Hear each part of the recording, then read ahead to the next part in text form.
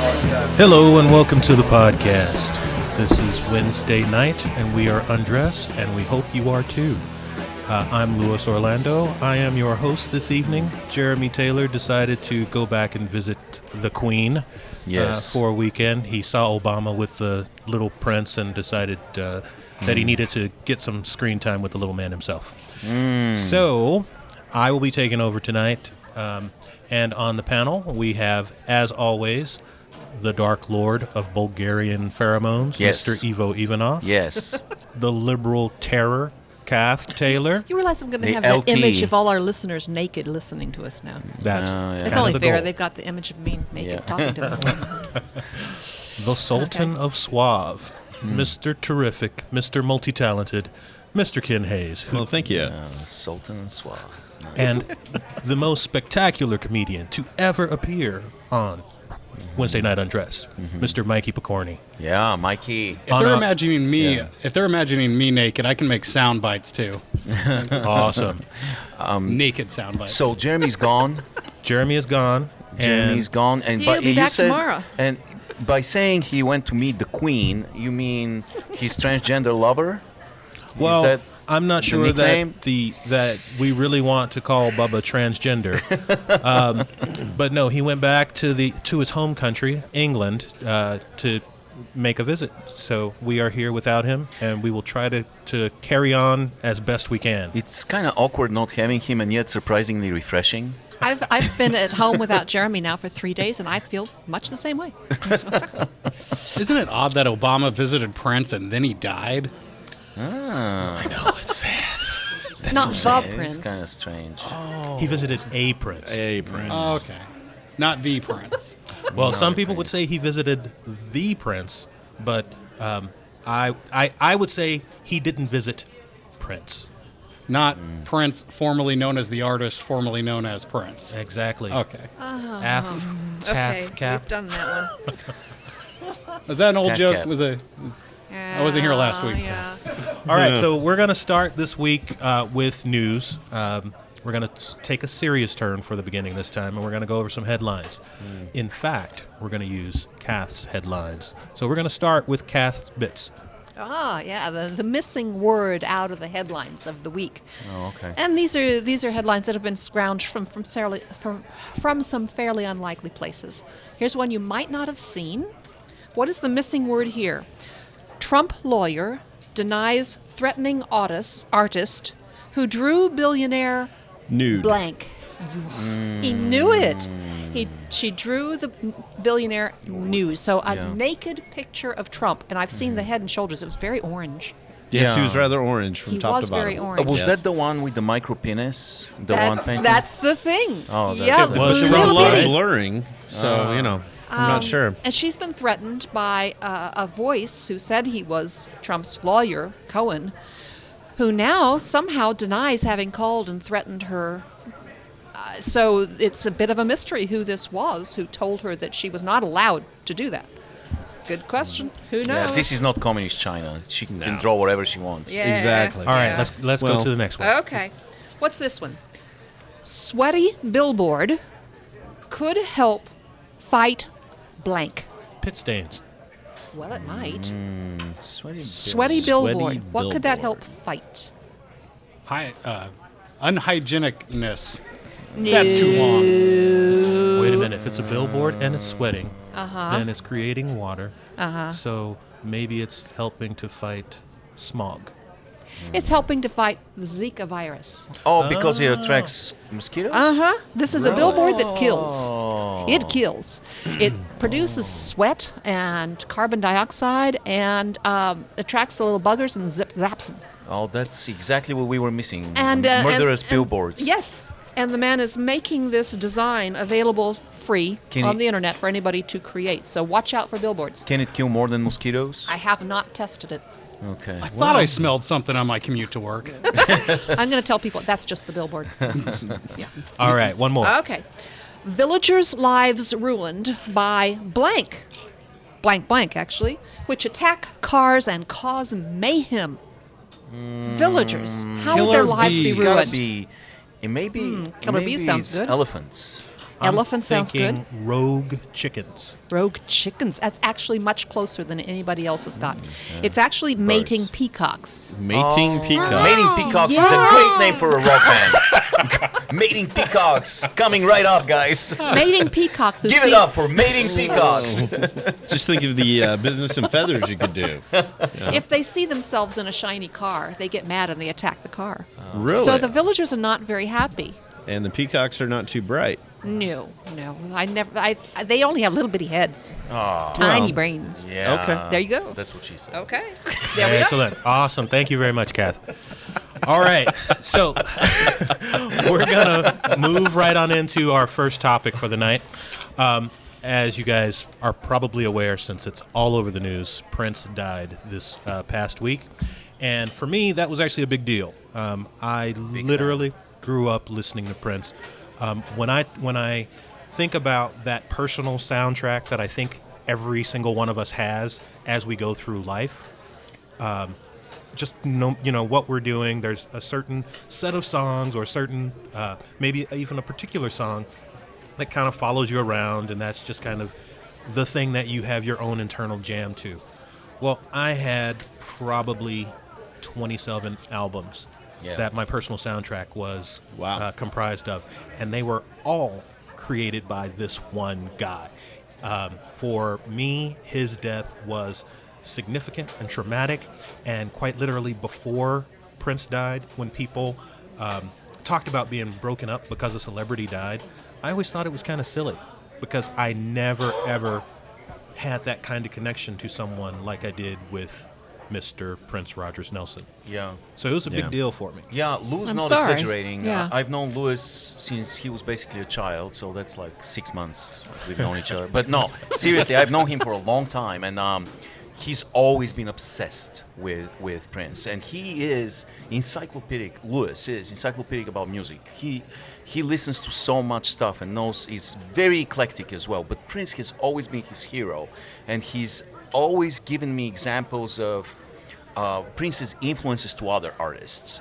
So I knew immediately. Yeah. That's the first person I called when I realized that Prince has died. I called Louis, and he was devastated.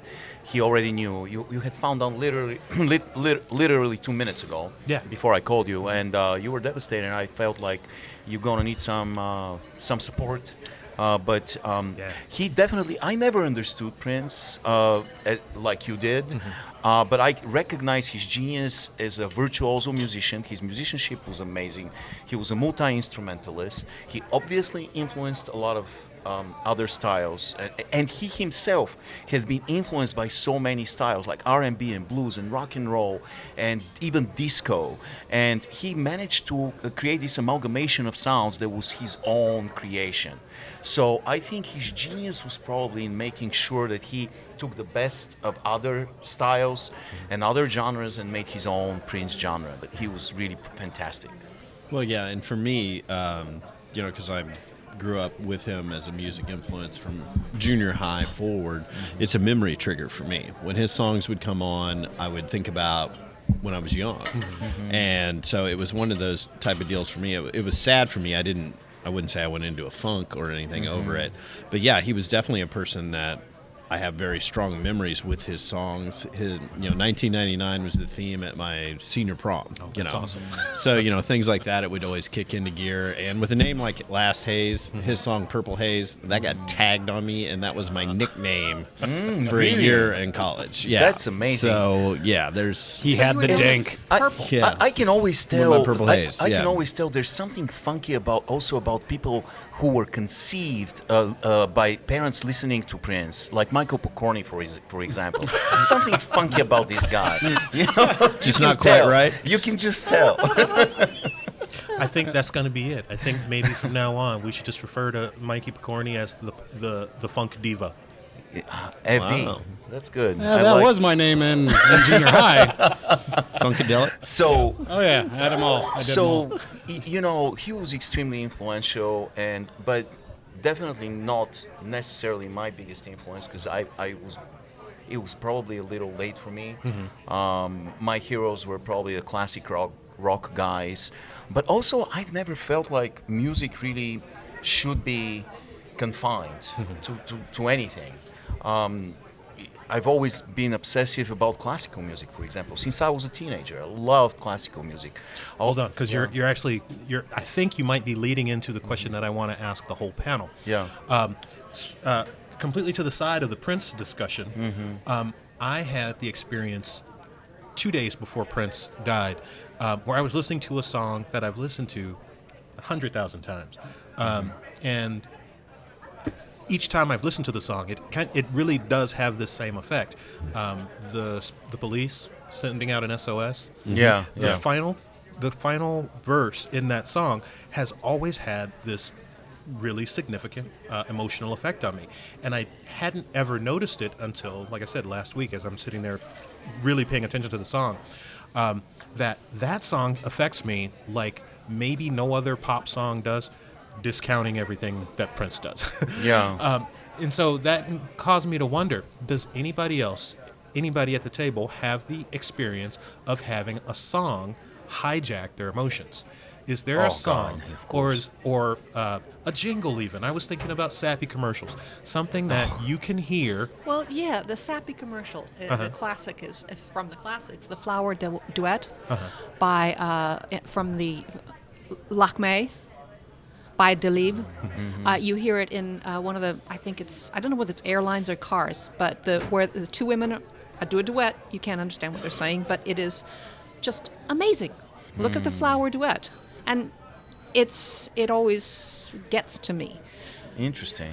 Yeah. Yeah. So that's kind of where I want to go. Just like ask you guys if there's something that that comes to mind. If I say something that's not completely in your wheelhouse that causes you to feel just either incredibly happy, incredibly angry, incredibly sad, incredibly anything. Yeah. Music is weird because I don't think that music is something that was invented. I think music was discovered. The way you discover a continent or the way you discover the ratio between oxygen and nitrogen in the air, it's always been there. Right. If you look at what sound is physically, I mean, the sound is a mechanical wave, right? It just propagates itself through a medium like water or air. And it's not supposed to exist in space because there's nothing to propagate. There's just vacuum. But it feels like music is everywhere, even in space, even in the in the pulsars, in the cosmos. It's in the stars. It's the rhythm. It's There's something. sound. Yeah, it's the sound. It's something that exists and it's just there. And we as human beings somehow have been able to understand it and absorb it and make it part of us. And it's very interesting because recently the advancement in technology has allowed computers to create anything. And computers can certainly create music. You can create a program that can calculate the best intervals and the best rhythm and the best melody and produce it. And it's not going to be music.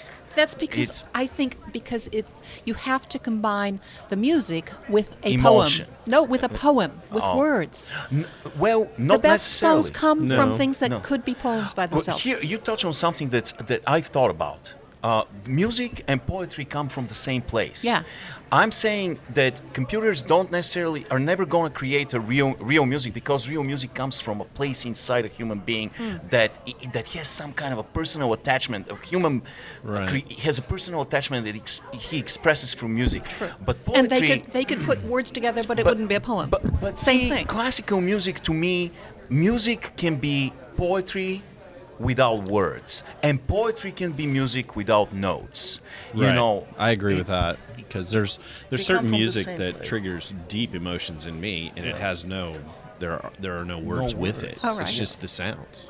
The Adagio, Albinoni's Adagio. Are you familiar with Tommaso Albinoni? He's a Baroque composer from Italy, whose Adagio is one of the most beautiful pieces of music ever. It is. I have never seen somebody listening to this piece of music without somehow getting emotionally stirred. It's absolutely stunning. That name one more time, Ivo? Albinoni. It's Albinoni. It's a famous. Once you hear it, you recognize it instantly. It's often played at funerals because it's very sad. Often the arrangement involves a pipe organ and a violin. And the Adagio, what's interesting is it's got no words, but Right. it is poetry. It is freaking Here, it's poetry. got it on here. Let's see if we can hear it. Maybe go deeper because the introduction is going to be a little long, but you recognize it the second you hear it. Oh, right. You know what's interesting about the Adagio? It's not written by Albinoni. I found out. It was discovered.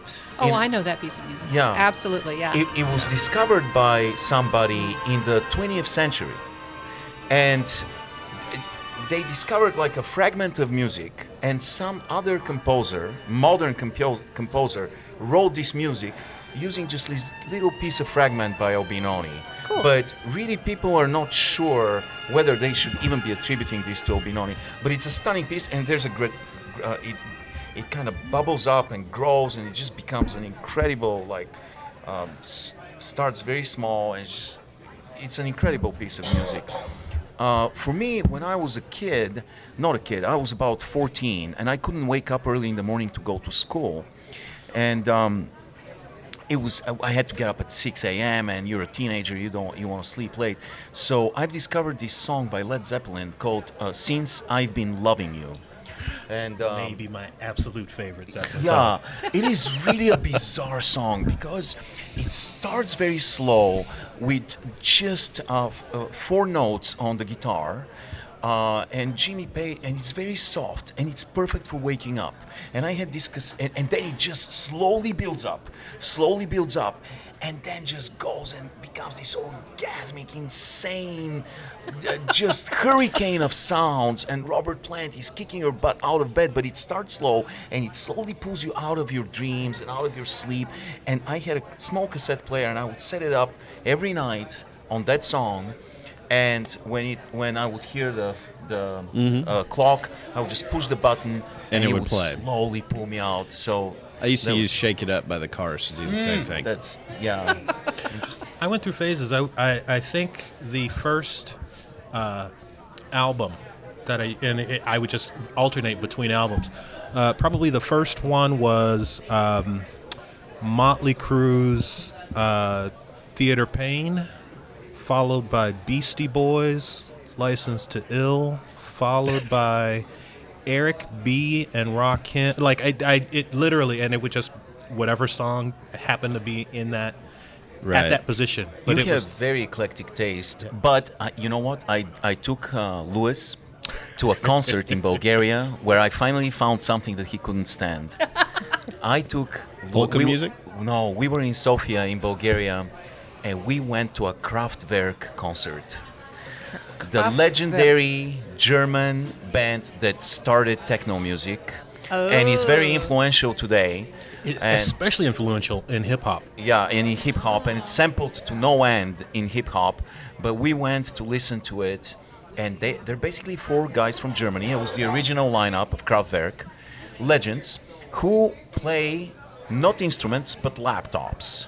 And they come out on stage, and they have the laptops on small pedestals, and they do not move a muscle on their face. They have completely expressionless faces throughout the entire concert and just push buttons on the laptops. And you know their most famous song is what "We a Are the concert. Robots." We are the robots. Don, don, don, don. So We it's like are We the Are the robots. It Nerds. kind of sounds German. just like that too. Yeah.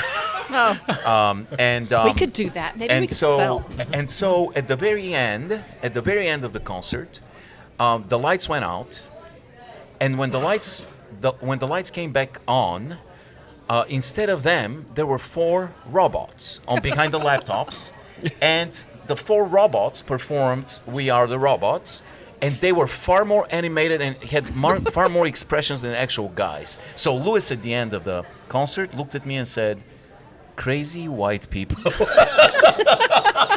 Because the crowd's going wild. Insane. And like there's some kind of synchronized mechanism that the crowd has that they all know Yeah. at what part in the song and it's not like there's a lead singer. So it's not like he's doing something fantastic, and it's not like the music has changed dramatically within the confines of the song. It's just like at minute at 2 minutes 37 seconds, everybody cheers. And I just couldn't figure out what the hell I was a part of. I had some other music that you would have hated. I have been... I won tickets to a modern opera one time where the point appeared to be singing the wrong notes. Yeah. Oh, it was awful. Oh, it was horrible. Ooh. Yeah. Have you thought that, you mentioned soundtracks of our lives. Yep. How some things are so attached to certain music that we can't even imagine them without each other, like Darth Vader and John Williams. Yep.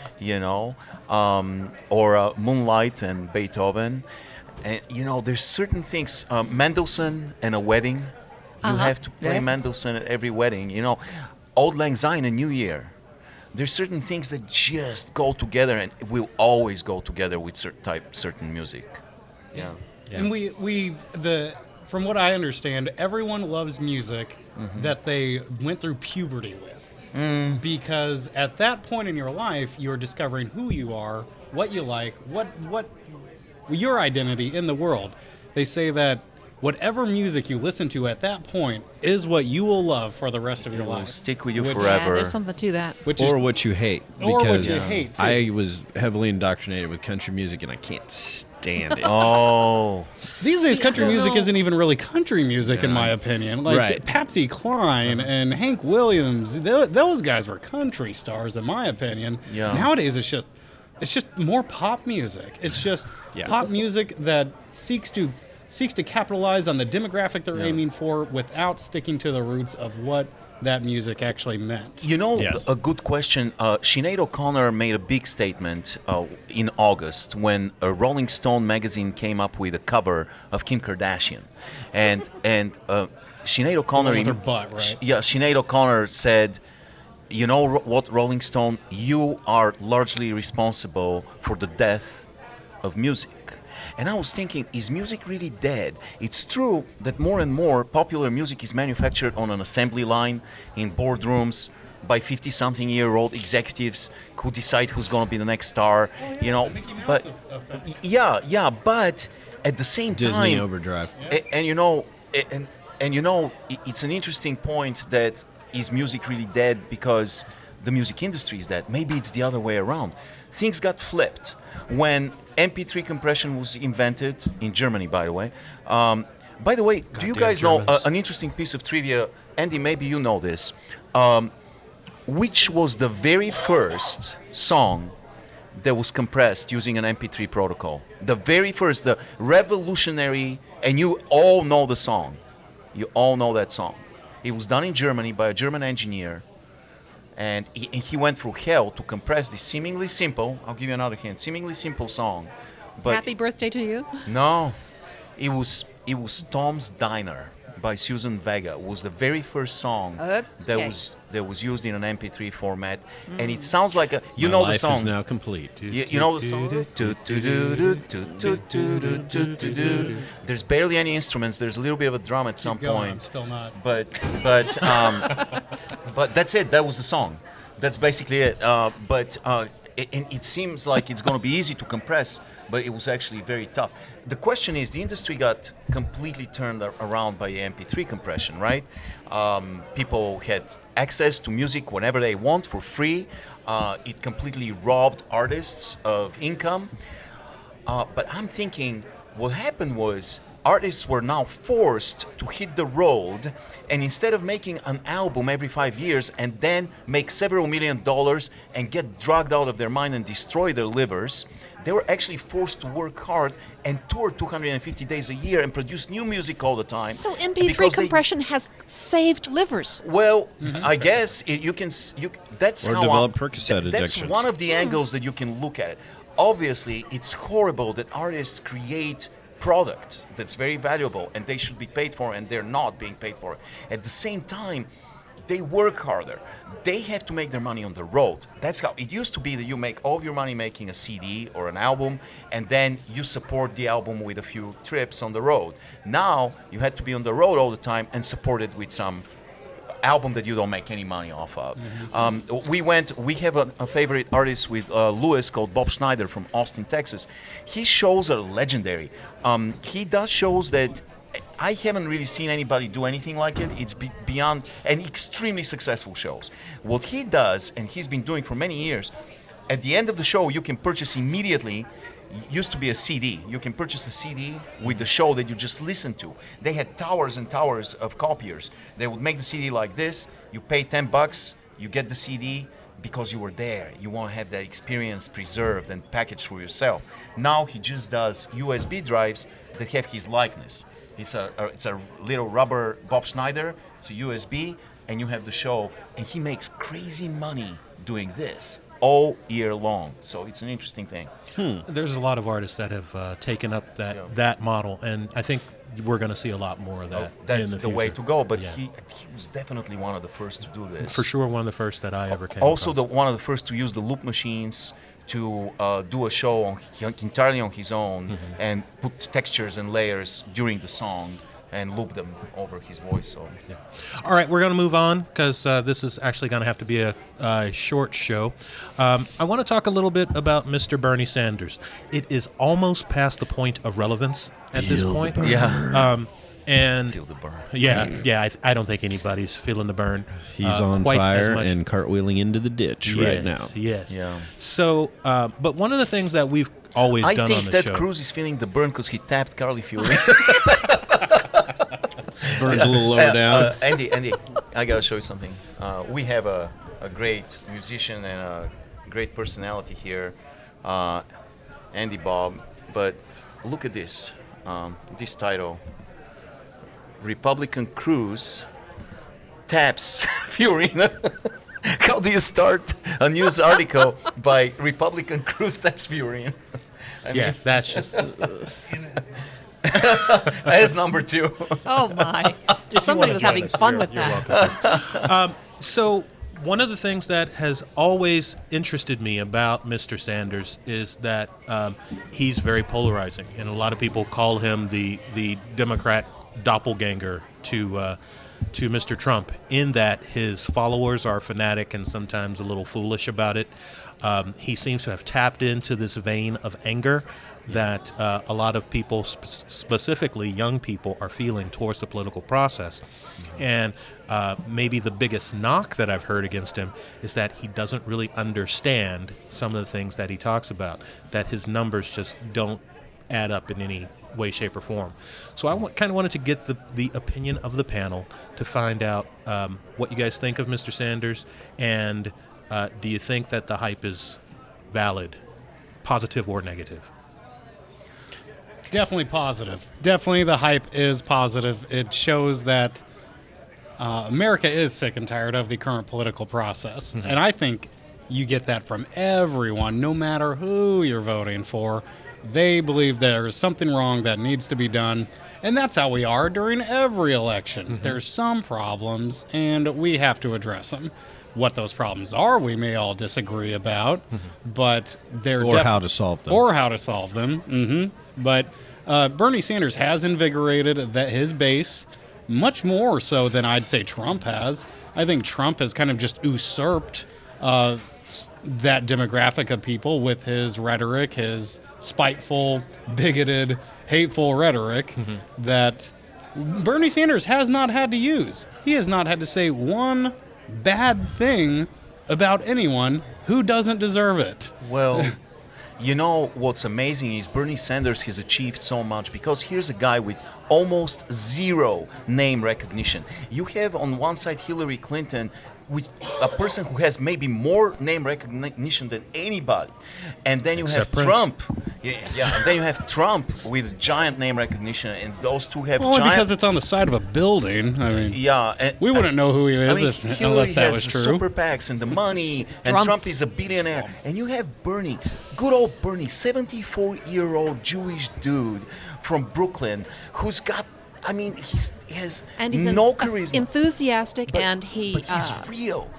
Well, I'm not so absolutely certain of that lately. Wait a second. He is not. Everybody else, I think, presents himself as somebody they're not. Bernie has always been that guy. You look Do back you in his think life. that Bernie Sanders got invited to go meet the Pope?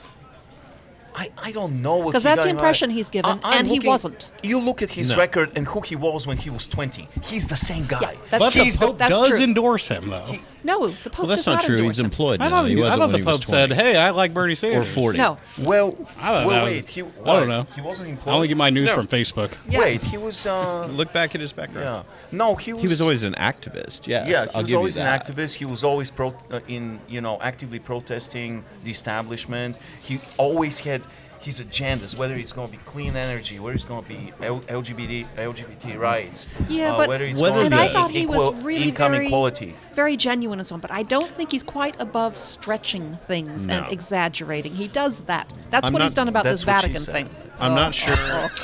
Okay, As far as Bernie I is- hear what you're saying, Kath, but I'm not sure that it was him that was. I think it was all the Bernie Bros. Yeah. that might be doing it. Yeah, no, he has said that he was invited to go, Meet to the the Pope. Vatican, meet the Pope. He was not. He was invited to be part of a conference. And then at 6 a.m., when the Pope was due to check out of where he was, and Bernie was staying on the same floor, They met. Bernie and his wife camped outside there, and the Pope walked by and shook hands with him. He did not meet with the Pope. Right, he did So- not have a He formal shook his audience. So hand. that's the only thing. If that's the only thing That's it. you can find against the guy, man, No, what more I mean power is, to him. it's just a little bit of a niggle at me. Oh. I don't think he is quite as not a politician as people think he is. He's Well, a politician. I agree with Evo as far as his message has been consistent throughout his political career. Yeah. I'm not so much sure that his message has gained followers. I think that there is a large disaffected group on the left that is not happy with the Clinton campaign at all, and they were looking for a person. And Bernie happened Yeah. to, through some sort of weird combination of how things occur in this world, he fits it. Oh. He has a message that appeals to them. And especially personally, I the really younger crowd. welcome dragging everything to the left. That has been nothing but good. Really good. Andy Bob. And I like the pull to the right. How do you feel about all this, buddy? Here with us is Andy Bob. Like I mentioned, an incredible musician, a fixture in Lawrence. A lot of people say he is Lawrence, and we love him to death. And he always has good opinions and good points. So, I mean, how do you feel? Would you vote for the guy, or? Even though we're this far into it, I haven't made up my mind. This has been such a circus. I mean, I think when you talk about the Sanders supporters and the Trump supporters and the anti-establishment angle on everything, so obviously, like Mikey was saying, people are pissed off, and we're seeing it turn into, well, I mean, it's a circus, and on both sides. I don't know. I really haven't made up my mind on this. It's we're so browbeaten with it. Yeah. It's hard to keep track We're of all really sick what's. of it right now. Yeah, And I mean, that's a I wish completely I wish it was position. all over Yeah. tomorrow, and Wait And there until is no great wait, candidate Wait out until there. Trump picks Hulk Hogan for vice president. see, and that's gonna screw up my vote. What if it's How Vince can you not McMahon? vote for the Hulkster? Really? I do caution you, don't underestimate him. Yeah. It's easy to look at him as a buffoon and being ignorant. At this and point, Very, you talking very about Trump? easy. Well, yeah. and I have this since is what the I've been beginning. saying from the beginning. Like right now, the man is way Yeah. out front, and people are still holding on to this conception that he doesn't know what he's doing. He's starting to reinvent himself. He's hired a really good manager now. He's building Yeah. an image. keep It's laughing, just kind of- lefties. You're going to be in for it. But Laugh they it went up. for him in the first place because he didn't project an image, because he was authentic, etc. And now he's going to change that. So is he going to lose his original supporters? And that's a good question. I was listening to someone else who was saying, wondering if Bernie loses the nomination, would some of Bernie's supporters vote for Trump? Probably. And the answer that I heard was, I don't think that Bernie Sanders, whose position has been, billionaires have been killing this nation for the past God knows how long, I don't think we can rally behind a billionaire to solve those problems. And that's pretty much how I would feel I think about you it. But are they gonna overestimate vote the for- voters. But are they going to vote for Clinton? And that's the other thing. Would they vote for Clinton? I believe most Bernie supporters who, if Bernie does not get the nomination, would indeed, in fact, I vote don't for think Clinton. so. I think they're going to go home and they're going to sit in front of their laptops and just be pissed. They might. Make it some might dank also depend memes. a little bit on how Bernie Sanders behaves. Exactly. All What he right, thank you says. guys for indulging my wish to talk a little bit about Mr. Sanders. We're going to move on. We're going to have our next static session. We're going to hear about the latest from the mind of the masterful Bulgarian, Mr. Ivo Ivanov. He's going to tell us his next great invention. Well, first of all, I haven't really thought about it, but I want to reintroduce to you guys, because we really didn't dwell too much, the ketchup-infused French fry. Oh, no, I already The got that. individual. I made $1 million off that last week. Are you serious? The individual French fry that's injected with ketchup. Because one of the most frustrating things at McDonald's at the drive-thru is getting French fries and then trying to dip them in this ridiculous tiny little, paper cups with ketchup. What about Well, you the could sue them over amazing that, surely. ketchup fry that has ketchup already in it, and you just bite into it? There's this delicious. Oh, wonderful ketchup You're using inside. the packet wrong. Now that little cup, you notice those little ridges on the side of it? Hate everything You can about it. pull Yeah. those apart and you can make that a larger cup. I'm driving. There's I some don't want to logistics. kill anybody. Okay, ignoring the fact that we're but- dealing with Ivo driving and trying to eat French fries with ketchup all at the same time. I gotta hear this idea, and I'm like, I am not convinced it's not already out there. I looked and nobody has come up with it. It should be there. It should be there. I think- Goddammit. I think it's a good That's idea. I that's think it's like a good idea. Billions of dollars to be made, guys. We gotta put our heads together, figure out the logistics, and make the individual ketchup fry become a reality. No, Another I think idea I there's a had. much better idea. Do it with hot dogs. Put all sorts of different things inside the hot dog. thinking. Yeah, chili infused hot dogs. Hey, have hey, those. wait a minute. They have This cheese and segment of the chili. show is called Evo's. Sorry. Invention. Oh, okay. No. Okay. Well, I was thinking. I was thinking on the way here. We Actually, can lease them to Um, them. I was thinking on the way here, actually, we've already had the bubble shower, which we assumed The is a bubble great shower idea. is a plus Yeah, one, yes. That was a great. What did we do last week? The two-way car. No, yeah, that was last week. Two-way car. 2 weeks ago was the I missed the Super two-way Bowl. car. So you don't So have to. the Super you Bowl don't ring. have to reverse. You could just Yeah. turn your seat around and Hey, drive the it's other a, way. it's a bar stool. Basically your seat is on a rotating axis. It's like a bar stool, and you turn the other way, and you have the exact same dashboard. Exact same. There's no back seat. That's you brilliant. You just Oh, drive yeah, away. Brilliant. I got to drive looking at my friend in the face. How's it go? Yeah. Okay. So Okay, I now was the thinking, Super Bowl, you got to relay the Super Bowl story to Andy because that is Oh. my personal favorite. Oh yeah. So we were talking about feminism and the dignity, how important it is for women to have dignity and equal rights and all that, and equal pay. And I immediately came up with a great product that is, let's say, you get married and you have a wedding band, and what happens is you immediately gain weight when you get married. And the wedding band gets stuck. Yeah, you lose a But lot of what weight when you happens get if you're divorced, too. What happens if you're a businessman and you go to Las Vegas on a conference and you go to strip bars and you go to bars and you want to pick up women? Now, there's a great concept of turning any disadvantage into advantage. What do women like? They like winners. They like strong men. There are They like- so many things they wrong like- with this They story. like Super Bowl champions. So what I came up with He is a started out with the whole clip-on, women is a thing, little and then- clip-on Super Bowl cubic zirconia stone that you clip on your wedding band, and even know suddenly where to you start. turn the disadvantage into an advantage. You become this instantly is a winner. attractive. Okay. This is a winner. 94 Cowboys. The ketchup-filled French fry. I'm gonna downvote that one, and I'm gonna keep voting up. Whatever happened to the old days of just putting a sock down the front of your pants? Let the chips fall where they may. Yeah, let it roll. Andy Bob, yes. OCD. ketchup inside them. OCD. Yeah. Whatever happened? Infused with chili. Chili and ketchup. OCD can be a devastating disorder. OCD can prevent you from getting a job interview or establishing a new relationship with a friend or a business partner, because a lot of OCD people are afraid to handshake, not even fist bumps. We talk about Howie Mandel, his fist bumps and stuff, but Isn't that a germaphobe? germaphobe. I'm sorry, germaphobe. Obsessive compulsive. Quit breathing Yeah. on me. Yeah, exactly. A germaphobe. So Are you breathing my air? how do we deal with this situation? I mean, some germaphobes hate even the fist bump.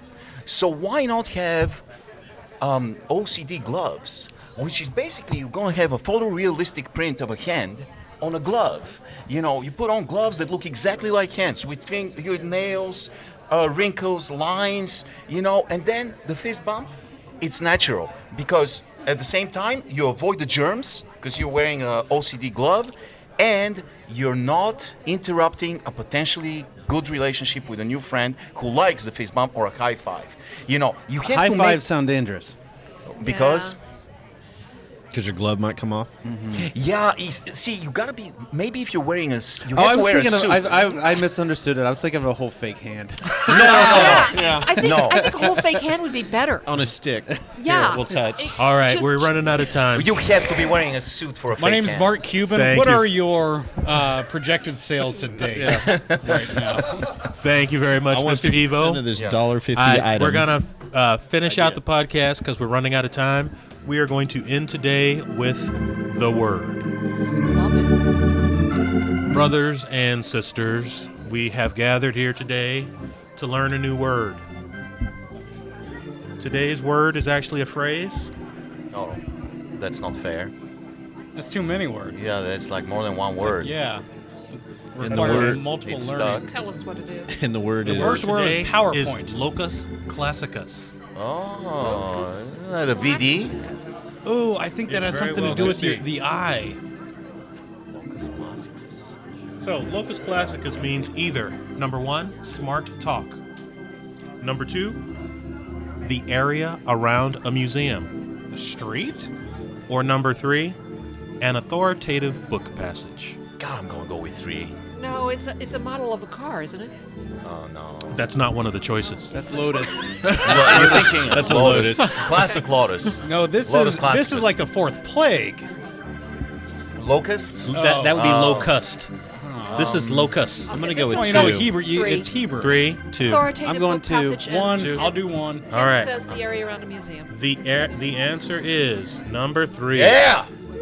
I got it. The finally. locus classicus means an authoritative and oft-quoted passage from a book.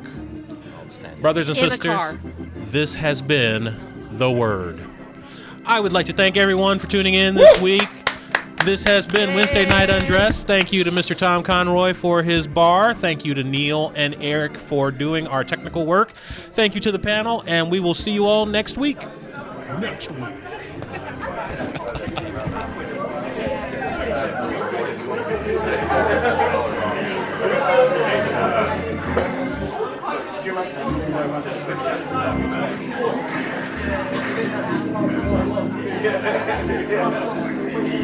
Five.